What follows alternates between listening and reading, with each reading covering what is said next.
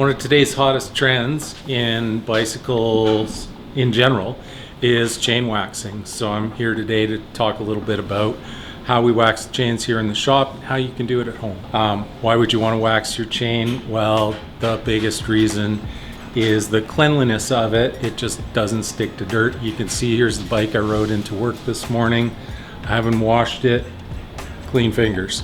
It gives you less friction. It also gives you tremendous chain longevity. So here at the bike shop, we have a bunch of different options for you to get into wax chains or waxing chains. So we do sell pre-waxed chains at the shop here, and so they are all ready to go in the bag. Our first step to waxing a chain is to basically get all the factory grease off it.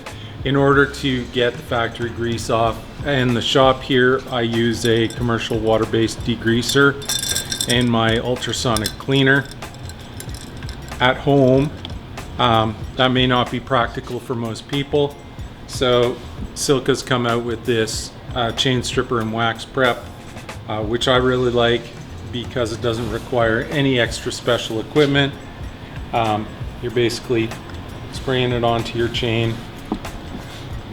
Let's get that really nicely soaked.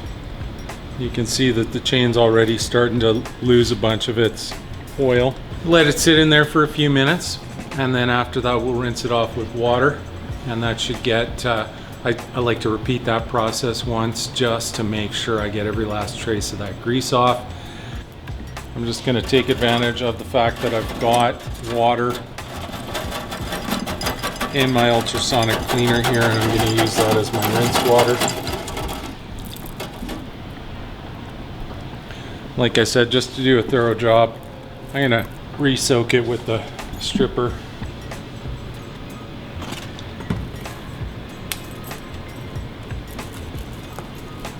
Can't stress enough, the wax is not going to stick if we don't get those chains perfectly clean and get all of the factory grease off.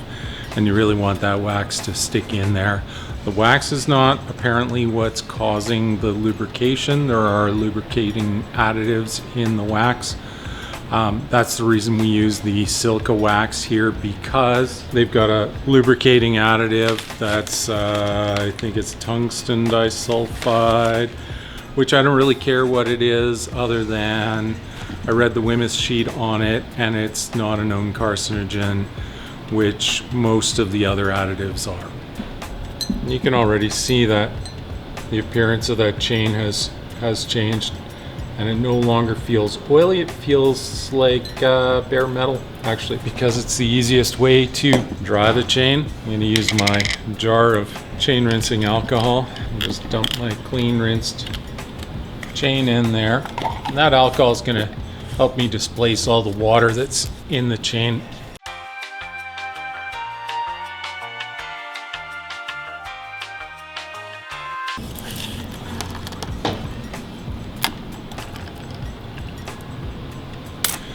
You can tell by the sound of it when you rattle it, and it sounds like fishing lures. That's when you know that you've stripped all of the factory oil out of that chain. I'm just going to turn on the ultrasonic cleaner here. Basically, it's running ultrasonic waves through the chain, through the water and the degreaser in the chain. And that helps to strip the deep-seated grease out from those rollers. And it's just the easiest way to get a thorough job done. So there's the factory grease floating to the top there that I've stripped off this chain. A pretty significant amount of grease on there. That's really what we're trying to strip out of the chain so that the wax can bond to the chain. Otherwise it's not going to stick and it's not going to penetrate all the way. Alcohol treatment to get the last of any residual degreaser and water out of that chain. You can get about 300K per chain wax. A little more on road, a little less on mountain. For most people, that's going to be a bag of wax is going to last them about 3 years. So it's an absolute bargain. In that time, your chains are essentially not wearing out. I've got a chain from my bike that's got just over 6,000 K on it, and it currently shows no wear, and I expect to get another roughly 14,000 K out of it. Do the sound check.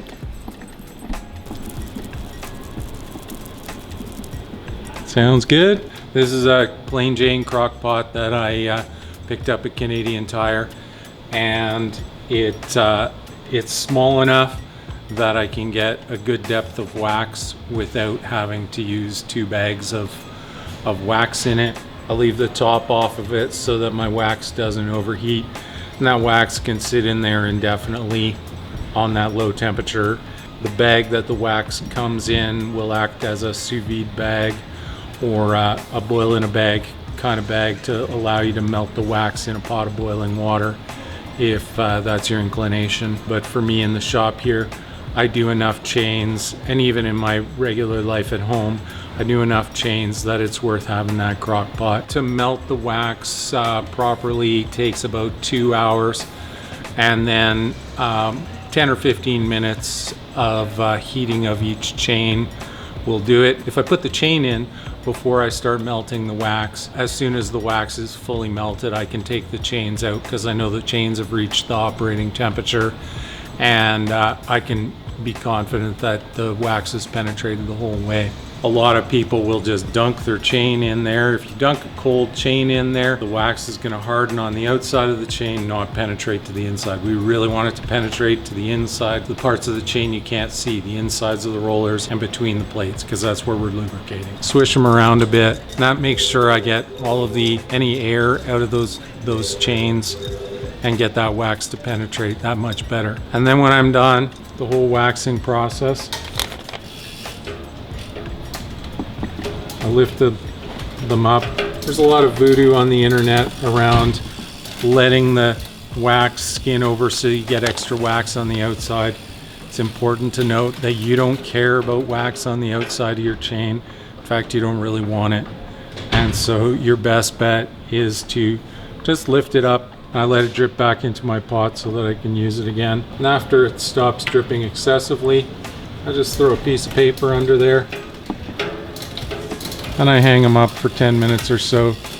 This dark gray color in the lube is actually the color of the wax, so you don't have to panic when you see that you failed to clean the chain adequately. That's just the color of the Silca wax product. That's the lubricant additive, is a dark gray color. You end up at the end with something like this, where you can tell the chain is happy because it's stiff. I usually use the stiffness of it to be able to feed it neatly through the derailleur, and then I just pedal backwards a few times, and it sort of clears up the stiffness on its own. The other method of chain waxing, and it's ever so slightly less effective, is after you've got your chain stripped, you can use a liquid version of the wax, which is the same wax just emulsified into a liquid form.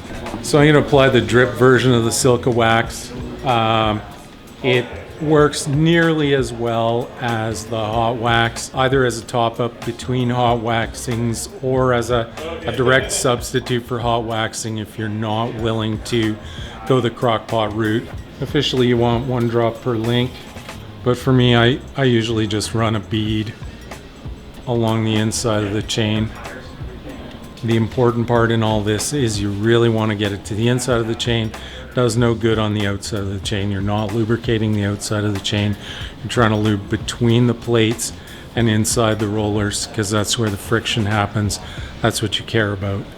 So I'm just going to do that by wicking that lube in, just by pedaling backwards. And I'm going to sit here for probably 5 minutes.